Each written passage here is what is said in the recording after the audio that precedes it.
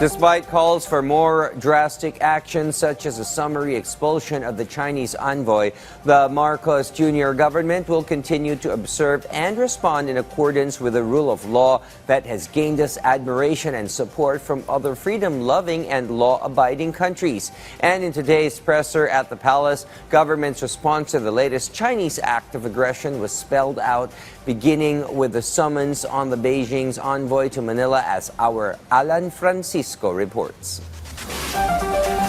Alongside the country's strong condemnation of the Chinese Coast Guard's harassment and aggression over the weekend against Philippine vessels conducting resupply missions at Bao de Masinloc and Ayungin Shoal in the West Philippine Sea. The armed forces of the Philippines condemns the illegal and irresponsible actions of the China Coast Guard and its maritime militia against Filipino vessels. The administration of President Ferdinand R. Marcos Jr. is taking 3 legal steps. First, the filing of a diplomatic protest by the nation. According to Foreign Affairs spokesperson, Assistant Secretary Maria Teresita Daza, they are also summoning Chinese ambassador to the Philippines, Wang Zilian, to provide an explanation. In response to a question from the media about Senate Deputy Majority Leader J.V. Ercito's statement suggesting declaring the Chinese ambassador persona non grata. When an ambassador assumes he is accepted and by the accrediting host government,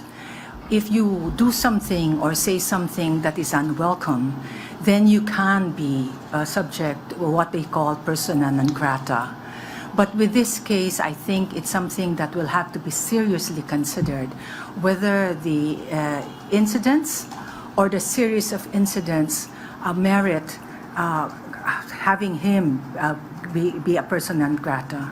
Daza affirms the DFA will continue its commitment to uphold the protection and advocacy of the Philippines' legal maritime entitlement in the West Philippine Sea, especially with many nations expressing support for the Philippines following the incident. As our latest count is that there have been 14 or so.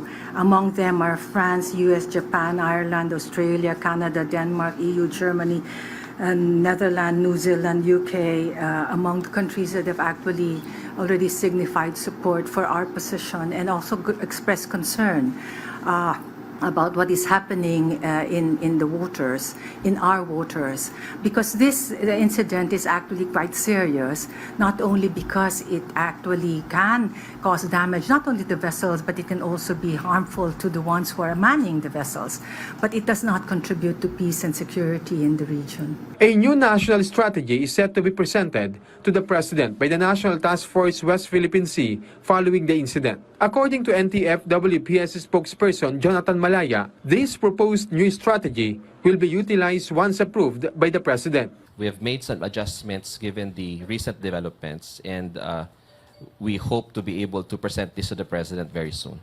So if the question is, will there be adjustments in our movements? Yes, as soon as the President approves the national strategy, because the President himself is concerned. Government officials also emphasize President Marcos' initial statement that the Philippines will not stop asserting its rights in the country's maritime zones. Philippine Coast Guard spokesperson Commodore J. Tariel explains that responding to Chinese vessels, for instance, by retaliatory actions like using water cannons, is not a straightforward matter to avoid escalating the situation. If we're going to be consistent with that kind of behavior as a Coast Guard organization, we don't need to go down to the level of the Chinese Coast Guard using their water cannon to use it as an offensive weapon and damaging the other vessels. Again, the Coast Guard organizations here in the region has something to do with maritime safety. And with what the China Coast Guard is doing, obviously it doesn't conform with the regional standard of promoting safety. Meanwhile, the Bureau of Fisheries and Aquatic Resources has a call to the Chinese government.